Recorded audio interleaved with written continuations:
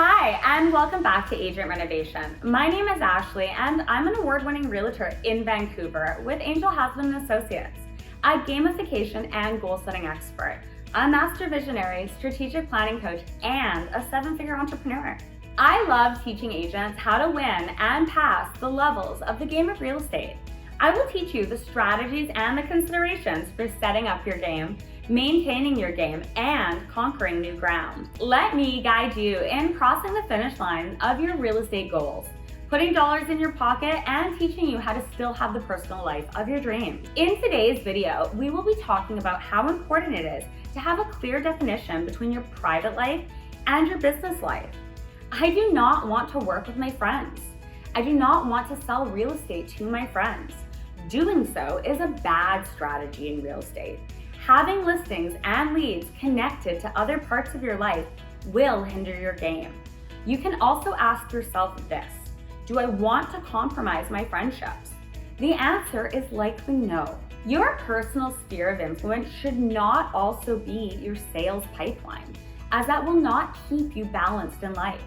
My suggestion is to remove the connection entirely and to move only to having strangers as clients. Think about it this way: if you call your dentist, you expect only to talk to them about your upcoming appointment or cleaning or anything only to do with your teeth. If your lawyer doesn't pick up at 6 p.m. at night, you don't fire them. You wait until your lawyer gets back to you because you realize he's already gone home for the day and he is off work. You can train and condition your clients in the same way. When you blur the lines of friends being your clients or your clients becoming your friends, it makes balancing your game difficult in the long run and difficult to keep it as a professional setting because you're providing a professional service. When working with a stranger instead of a friend, I know that every time I call them, they don't expect to hear anything other than business. I don't want to hear about every aspect of their life either. When I call them, they simply expect a real estate update and I'm off the phone in 5 minutes. When you're doing business with friends, those phone calls can take an hour because you can't just get to business right away. That's also really poor time resource allocation if your calls are always eating up so much of your time before you can even get to business. That's why you want to set up your real estate with clear boundaries. Clearly define those boundaries between your personal life and your work life. I think it's a much more intelligent way to do business. This way, you have your business and you work your business and you have your visual map and CRM. We'll go over that in a bit. And you keep your work at the office.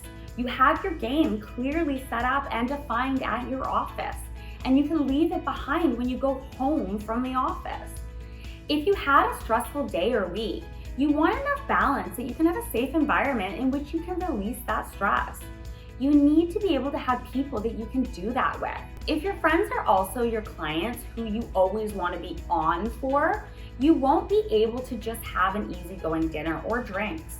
If you don't have separation, you're never going to have real friends in the sense that when you're with them, there will always be overlaps at times, and it can even become awkward.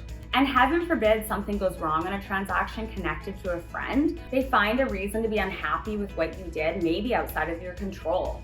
That happens more often than you think in real estate. It's surprisingly easy to become fickle and displeased with your realtor, and you don't want to bring this kind of pettiness into any of your friendships. The mixing of your personal life with client life is just not appropriate or sensible for your game in the long run or to operate a professional business. My clients were strangers when they became my clients, and they stay that way. When I go home, I want to be with my friends. When I'm working, and when I'm not working, I'm off enjoying my time with my friends as my friends, not pining away for the next deal that might be hidden in my friend circle. Maintaining this separation between your personal life and your business life will also ultimately help you build your immunity to rejection. You will realize that business is just that. It's business, not personal. This has been Ashley from Agent Renovation, and if you loved this video, take a screenshot, share it to social, and always tag me at Agent Renovation. I'll see you soon.